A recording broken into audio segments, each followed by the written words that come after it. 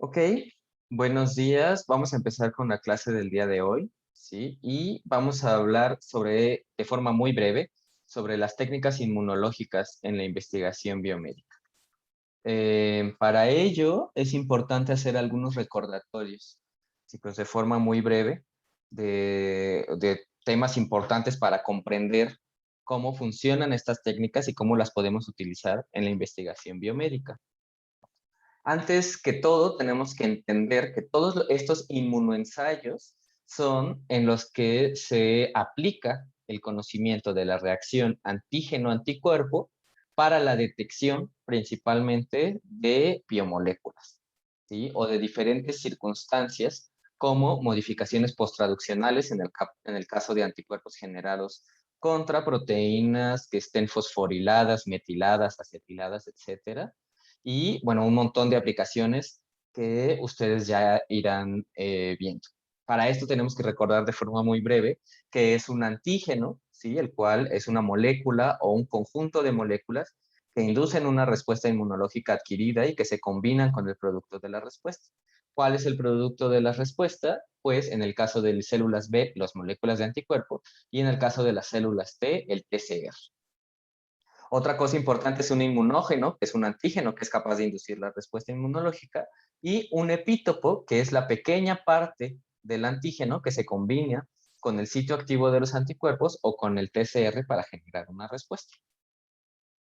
Es importante que sepan que existen diferentes tipos de determinantes antigénicos o también llamados epítopos, ¿sí? Los anticuerpos pueden detectar principalmente estructuras tridimensionales, ¿sí? Más allá de detectar secuencias, como es lo que hace el receptor de los linfocitos T, los anticuerpos detectan estructuras tridimensionales. En este ejemplo tenemos una determinante conformacional, en la cual esta es una proteína que está plegada en su estructura terciaria, ¿sí? Con su extremo amino y su extremo carboxilo, y que forma diferentes asas en su estructura.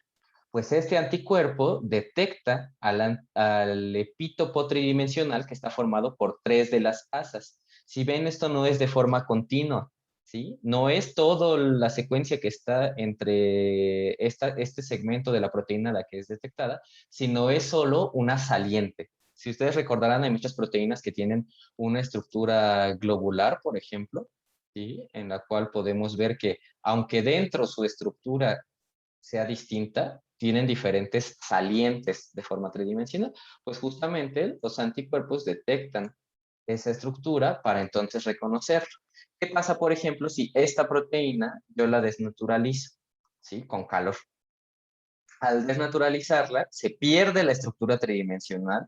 Estas tres asas dejan de estar juntitas, como lo estaban en esta circunstancia, y entonces el anticuerpo ya no lo va a reconocer, ¿sí?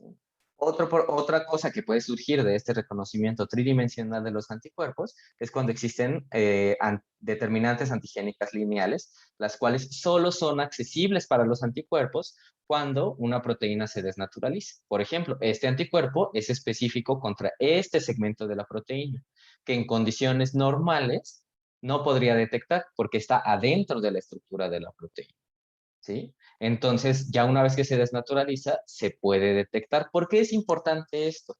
Sobre todo por el tratamiento de las muestras que se utilizan en el área de investigación biomédica. Si tú quieres detectar con un anticuerpo una proteína, esa proteína tiene que estar en las condiciones ideales para que tu anticuerpo lo detecte. ¿Qué pasa si recibes una muestra y esta muestra no es tratada adecuadamente? Se somete a cambios de temperatura, a cambios de pH, de salinidad, etcétera, etcétera, que hacen que cambie su estructura tridimensional. Pues que el anticuerpo no lo va a detectar, aunque ahí esté el antígeno, ¿sí? Entonces podríamos tener falsos negativos de acuerdo con el tratamiento de las muestras. Otro tipo de determinantes antigénicas que puede ocurrir es la formación de neoantígenos generados por proteólisis, en los cuales una proteína no puede ser detectada por un anticuerpo, digamos, porque no hay anticuerpos específicos contra ningún antígeno detectable. Sin embargo, cuando esta proteína es cortada por proteólisis, ahora sí, resulta que queda algún segmento expuesto de la proteína que podría ser detectado por un anticuerpo, y entonces esta es una metodología que se puede usar en investigación para detectar si hubo un cambio o no en alguna proteína.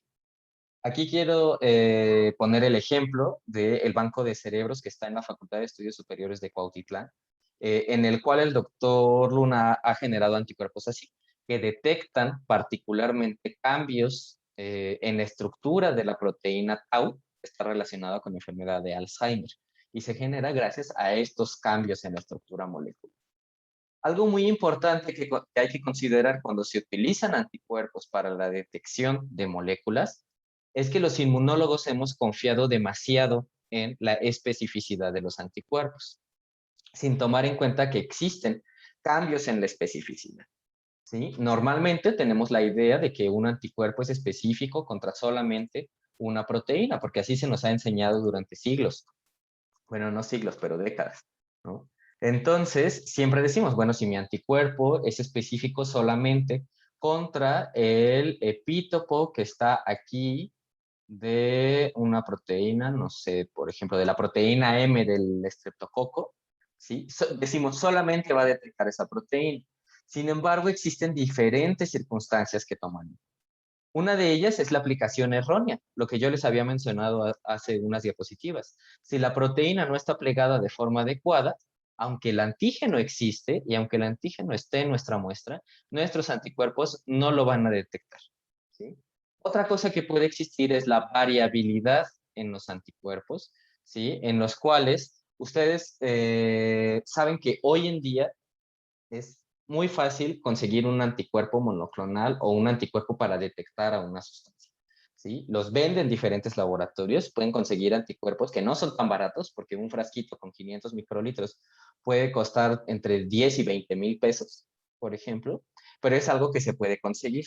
En investigación biomédica a veces confiamos demasiado en los lotes, sin saber que a veces hay variabilidad entre ellos, ¿sí? Que algunos tienen defectos en la detección de los antígenos. Nosotros confiamos a ciegas en ellos, sin embargo, debe haber otros mecanismos de validación para poder utilizar estos anticuerpos. Y por último, pues que puede haber de forma desconocida reactividad cruzada. ¿Esto qué significa? Que mis anticuerpos, que yo esperaba que reconocieran solamente a esta proteína roja, pues resulta que también reconocen un epítopo muy similar que está presente en otra proteína. Entonces, por eso, cuando generan anticuerpos para uso en investigación y mucho más aún en tratamiento, tiene que haber unos procesos de validación muy extensos para asegurar que no hay reactividad cruzada, que no hay variabilidad entre lotes y que los anticuerpos pueden ser usados para detectar las moléculas que están planeadas, ¿no? Dentro de su generación. Una vez que tenemos claro estos conceptos de la reacción antígeno-anticuerpo, vamos a pasar a ver algunas técnicas en las cuales se aprovecha este reconocimiento para la detección de diferentes analitos. Principalmente vamos a ver estas 4 técnicas que son las más básicas.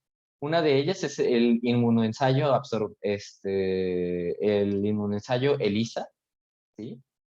Inmunoensayo absorbente, el Western blot, ¿sí? Que sirve para detectar proteínas en membranas, vamos a ver ahora más adelante. La citometría de flujo, que sirve para detectar antígenos en células o en partículas flotantes. Y la inmunofluorescencia, ¿sí? Es otra de las aplicaciones muy importantes. Para esto, chicos, existen diferentes métodos inmunológicos que han sido desarrollados a través del tiempo. Los primeritos que se generaron fueron los de precipitación y de aglutinación. Y esto es algo de lo que ya hemos hablado un poco, pero ¿en qué consiste la precipitación? Pues que si tú tienes un analito, por ejemplo, en un tubo, ¿sí? Este analito se va a encontrar de forma soluble, va a flotar en el medio. Si tú agregas un anticuerpo que sea específico, este anticuerpo entonces se va a unir al antígeno y van a formar un complejo molecular que va a tener peso, ¿sale? Entonces, este complejo molecular va a caer al fondo del tubo y entonces se van a ver lo que se conoce como precipitados. Esta es una de las formas en las cuales se detectan grupos sanguíneos, por ejemplo, ¿sí? A través de la precipitación. Sin embargo, si uno ve, por ejemplo, la sensibilidad relativa, o sea, no es un número exacto, sino es comparado con otros métodos, estos métodos de precipitación tienen una sensibilidad muy baja. Otro método es la aglutinación, en la cual se pegan antígenos en la membrana de eritrocitos, ¿sí? Y después se ponen anticuerpos a que reaccionen con estos. De tal forma que si hay reacción, una muestra de sangre, en vez de que se vea así clarita y bonita, se va a ver con acúmulos de eritrocitos. Eso nos va a hablar de que existió un proceso de aglutinación. Y esto es algo que también se utiliza mucho en los laboratorios clínicos, ¿sí? Sobre todo de hematología. Sin embargo, al igual que la precipitación, su sensibilidad relativa es muy baja. Después se desarrollaron otro tipo de ensayos, los cuales eran radioinmunoensayos. ¿En qué consistían estos radioinmunoensayos? En la detección de moléculas con anticuerpos que tenían acoplado una sustancia radiactiva. Entonces, esta sustancia radioactiva podía ser detectada por aparatos especiales. Sin embargo, ¿qué es lo que pasa? Pues que la radiación es peligrosa para los seres vivos, como ustedes lo saben, puede generar mutaciones. Entonces, se necesita tener un permiso especial para poder trabajar con materiales radioactivos, aunque su sensibilidad es mayor que la de los otros ensayos. Y más adelante se generaron estos ensayos inmunoenzimáticos, ¿sí? En los cuales es más o menos el mismo sistema. Se generan anticuerpos específicos contra la proteína o el antígeno que nosotros queramos detectar y se le acopla al anticuerpo una enzima, la cual va a generar una reacción. Y esta enzima va a generar una reacción que no genera radiactividad, ¿sí? Y que nos puede dar una señal de forma de color o de luz que nosotros podemos detectar. Entonces, este ensayo inmunoabsorbente asociado a enzimas, que recibe la abreviación de ELISA, tiene diferentes variaciones. Una de ellas es la ELISA directa, en la cual se conjugan anticuerpos primarios con la enzima, que normalmente es una enzima que se conoce como HRP, porque en inglés se dice horseradish peroxidase, en español es peroxidasa de rábano fuerte. Esta peroxidasa se acopla directamente al anticuerpo primario, esto se une al antígeno y después se agrega el sustrato de la enzima, que normalmente es peróxido de hidrógeno, ajá, de tal forma que cuando interaccionan la enzima con su sustrato, se genera una reacción y se genera un cambio de color que se puede detectar. Otro tipo de técnica de ELISA que podemos nosotros ver es la ELISA indirecta, en la cual se une primero un anticuerpo a nuestro analito y posteriormente se agrega un anticuerpo secundario. En este caso, el anticuerpo primario, o sea, el primero que se pega a nuestro antígeno, no tiene acoplado nada, pero agregamos un anticuerpo secundario que reconoce la fracción Fc de nuestro anticuerpo primario y este sí tiene una capacidad de generar una señal con el mismo sistema de la peroxidasa y del peróxido de hidrógeno. Entonces esto nos va a dar una señal. ¿Qué ventaja tiene la ELISA indirecta? Que da señales mucho más fuertes. Porque si, por ejemplo, aquí hay otros antígenos, del mismo tipo, se van a unir más moléculas de anticuerpo, ¿sí? Y esto va a dar una señal mucho más fuerte gracias a la amplificación que genera el anticuerpo secundario.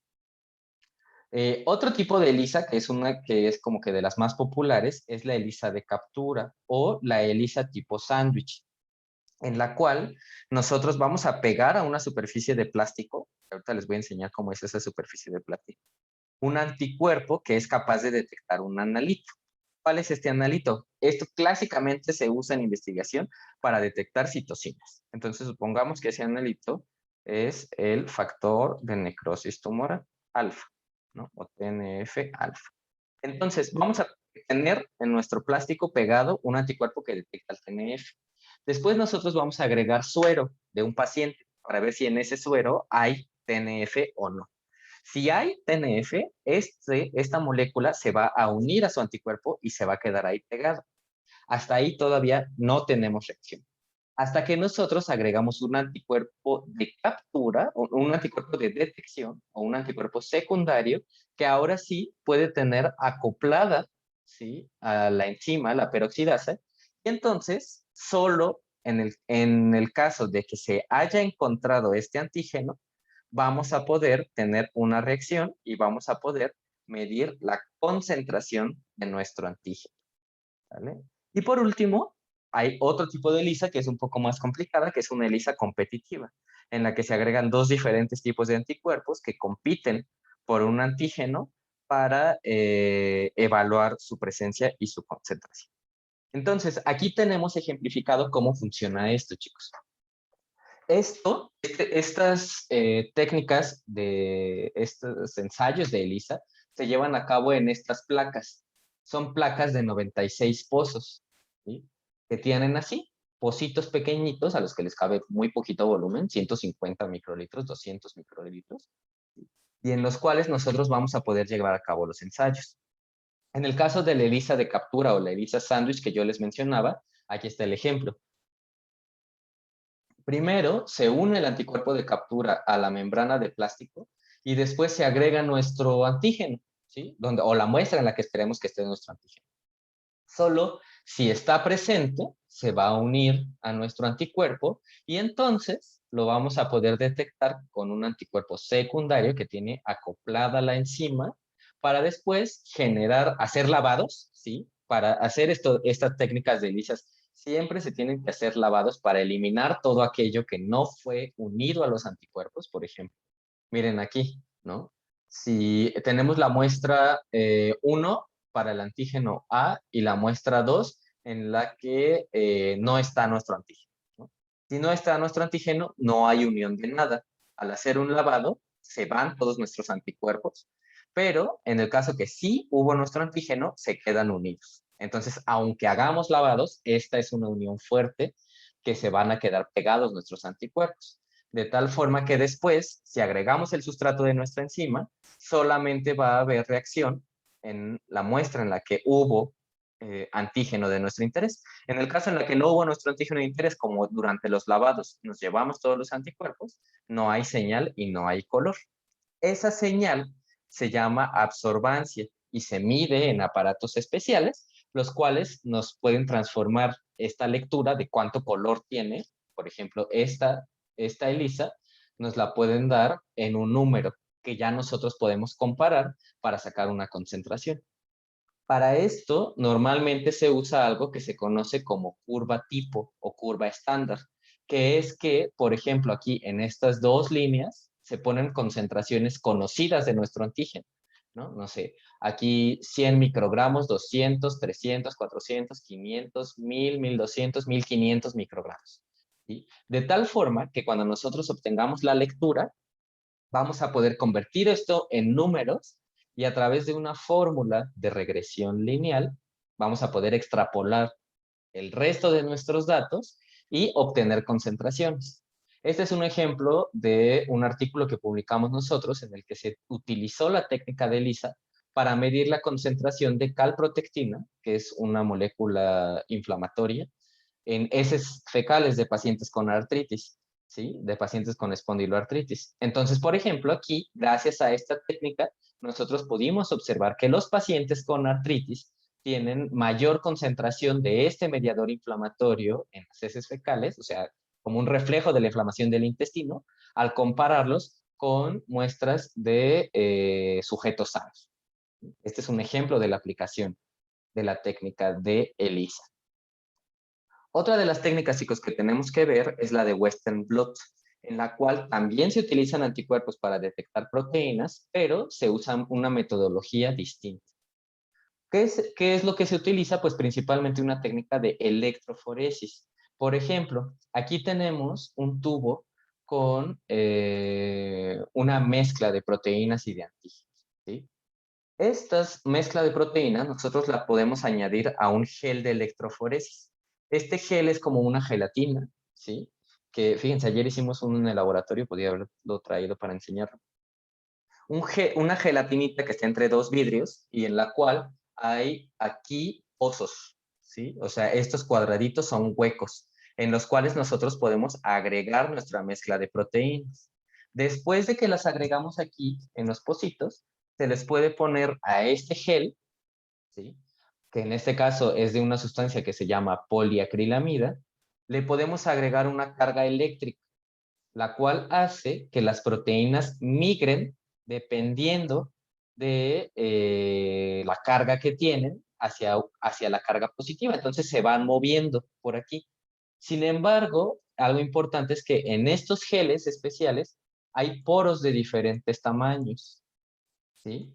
Tiene como burbujitas adentro, hagan de cuenta, en las cuales caben o no caben algunas proteínas. De tal forma que después de que se aplica la carga en este gel, nosotros vamos a poder ver cómo las proteínas se van quedando dependiendo de su tamaño o de su peso molecular. Entonces, las proteínas muy chiquititas viajan más rápido y pasan a través de los poros, entonces las podemos detectar hasta abajo. Y las proteínas muy pesadotas viajan de forma más lenta, entonces se van quedando y las podemos separar así. Una vez que tenemos así a nuestras proteínas separadas, ya por sí solo, esto puede ser una técnica para detectar proteínas por su peso molecular. Por ejemplo, si a mí me interesara detectar cómo es el patrón de proteínas que tiene una bacteria, ¿no? Voy a hacer mi gel en el laboratorio, voy a poner aquí licuado de bacteria, o sea, la bacteria toda lisada, destruida, fragmentada, y voy a hacer que corra el gel. Si observo, por ejemplo, que la bacteria 1 comparada con la bacteria 2 son distintas, pues entonces ya puedo sacar una conclusión. Pero esto es solo la electroforesis. Aquí no podemos detectar de forma específica alguna proteína. Solo podemos detectar, bueno, aquí hay una proteína de un peso molecular de 60 kilodaltones que aquí no está, ¿no? Entonces ya podemos sacar inferencias, pero no podemos ponerle nombre todavía a esa proteína. Cuando hacemos nosotros la técnica de Western blot, lo que hacemos es sacar ese gel, esa gelatinita, y ponerla encima de un papel especial o una membrana especial, que es una membrana de nitrocelulosa. Entonces los ponemos así como aplastados, le ponemos otra vez carga eléctrica, de tal forma que nuestras proteínas, que ya fueron acomodadas por su peso molecular en la electroforesis, se van a pasar al papelito de nitrocelulosa. Entonces ahora vamos a tener un papel, una membrana donde tenemos pegadas a nuestras proteínas que fueron separadas por el peso molecular. Entonces, en este papelito del Western blot, lo vamos a incubar con anticuerpos, ¿sí? Le vamos a agregar el anticuerpo dirigido contra la proteína que nosotros queremos detectar. Solamente si existe esta proteína, que es lo que está aquí a la izquierda, a la derecha, solamente si existe esta proteína, nuestro anticuerpo se va a pegar, podemos ocupar un anticuerpo secundario para detectarlo y tener una señal. Muchas veces esto se usa con sustratos, puede ser la peroxidasa, pero se usa un sustrato que genere luz. Entonces, lo que se hace es que se pone ese papelito contra una placa radiográfica, ¿sí? Y se incuban en un cuarto oscuro, como los de las fotografías, estos que tienen la luz roja, se incuban ahí y después se observa la placa, se revela la placa radiográfica y se espera observar aquí unas líneas en el caso de que sí hubo detección del anticuerpo y que sí se generó luz. Entonces aquí les presento un ejemplo en la cual tenemos una proteína que nos interesaba, ¿sí? Teníamos un cultivo de células, aquí eran monocitos, a los cuales les agregamos diferentes concentraciones de una sustancia que provocara estrés. Entonces, después sacamos nuestras células, las rompimos, las pasamos al gel, de gel de electroforesis, las pasamos a un papelito y luego agregamos anticuerpos. Agregamos un anticuerpo contra la proteína actina, que es una proteína que siempre está en las células y que nos sirve como un control. Y además agregamos el anticuerpo contra nuestra proteína que nos interesaba. Entonces vimos cómo iba aumentando la señal de nuestra banda conforme aumentaba la concentración. Eso significa que nuestra molécula que le echamos al cultivo celular sí provocaba estrés dependiendo de la concentración que nosotros agregábamos. Otra de las técnicas, chicos, utilizadas en inmunología es una técnica muy, muy importante, ¿sí? Que cada vez toma más importancia y que incluso hay congresos completos dedicados solo a esta técnica. Ahorita está en curso uno de ellos, el Congreso Internacional que se llama Saito. ¿Sí?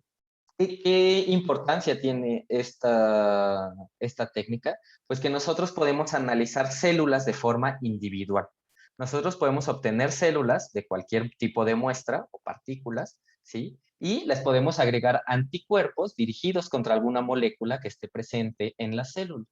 ¿Qué es lo importante que aquí, en este caso, nuestros anticuerpos ya no van a estar acoplados a enzimas, sino que van a estar acoplados a moléculas fluorescentes, es decir, moléculas que con un estímulo de luz apropiado generan fluorescencia de algunos colores. Como por ejemplo, este anticuerpo genera fluorescencia en azul, este anticuerpo genera fluorescencia roja, este genera fluorescencia verde, etc. Estas células que fueron teñidas, les decimos, a las que se les agregó el anticuerpo de interés, después son pasadas por un equipo que se llama citómetro de flujo, que son equipos muy grandes y muy caros, en los cuales pasas tu tubo que tiene las células que ya tienen a los anticuerpos pegados y que están en suspensión, y este equipo va a absorber, ¿sí?, a tus células de interés y las va a pasar en filita india a través de un sistema que tiene dentro el citómetro de flujo. Entonces, una vez que las va ordenando una por una, así en filita, les va a pasar un rayo láser que va a provocar la estimulación de estas moléculas fluorescentes para detectarlas.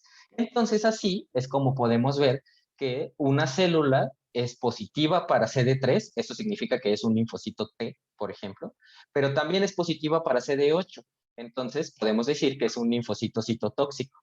¿Sí? Pero además también podemos ver que ese linfocito citotóxico adentro de su citoplasma tiene alguna citocina inflamatoria, digamos interferón. Entonces ya podemos separar a estas células dependiendo de sus características. Y podemos ver aquí que aquí fíjense, está CD3 contra CD19. Así es una gráfica de citometría de flujo en la que cada puntito representa una célula. Podemos ver que en nuestra muestra había un grupo de células E, o sea que tenían el marcador CD3, y un grupo de células B, o sea que tenían el marcador CD19. Y así podemos hacer comparaciones entre pacientes o entre condiciones experimentales o entre ratones o entre las diferentes situaciones que ustedes quieran detectar. ¿En qué se utiliza esto, por ejemplo? En la clínica, esto es lo que se utiliza para hacer las biometrías hemáticas, ¿sí? Se pasan todas las células de la sangre en un aparato y en el citómetro de flujo, y este equipo es capaz de medir el tamaño y la complejidad relativa de nuestras células. Entonces, por ejemplo, sabemos que los linfocitos son células poco complejas y poco grandes, o sea, chiquitas. Entonces sabemos que este grupito de células son linfocitos.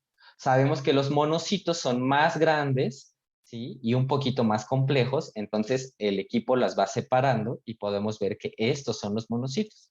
Y también sabemos que los granulocitos son células muy grandes y muy complejas porque están llenas de gránulos, entonces las podemos detectar también a través de esta técnica y saber qué porcentaje hay de cada uno. Y es como se reportan las biometrías hemáticas. Un ejemplo en investigación es esta tinción, en la cual se agregaron anticuerpos contra CD3 y contra CD4, y vemos que para empezar hay células que no tienen ninguno de los marcadores, ni CD3 ni CD4, o sea que sepa Dios qué clase de células son. Hay otras células que sí tienen CD3, o sea, son linfocitos T, pero no tienen la molécula CD4. Entonces, serán CD8 o gamma delta o algún otro tipo de células T. Y hay otras células que tienen ambos marcadores al mismo tiempo, tanto CD3 como CD4, y entonces podemos decir que estas células son linfocitos T cooperadores. Eso es una forma demasiado sencilla de hablar de la citometría de flujo. Hay muchísimas aplicaciones más que se pueden hacer, al grado que les digo, hay cursos completos y gente que se especializa toda su vida en esta técnica que se puede usar para la investigación. Por último, chicos, tenemos a la inmunofluorescencia, la cual tiene el mismo principio de todas las técnicas que hemos visto hasta ahora. Una muestra biológica en la cual hay algún antígeno que nosotros queramos detectar. Le agregamos el anticuerpo. Este anticuerpo, al igual que en la citometría, va a tener acopladas a moléculas fluorescentes. O sea que emiten luz de algún color dependiendo del estímulo con un láser. En este ejemplo que les presento aquí, es una inmunofluorescencia que nosotros obtuvimos en el laboratorio de células, ¿sí? Nosotros pusimos en una laminilla monocitos, que son células con esta morfología más o menos, las adherimos al plástico, perdón, al plástico, al vidrio de la laminilla y después les agregamos un anticuerpo contra una proteína que queríamos detectar.